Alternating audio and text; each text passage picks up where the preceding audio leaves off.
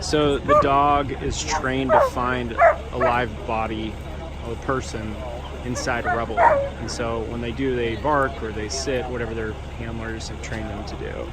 And right now they're running through an exercise, obviously different dogs finding live people in rubble.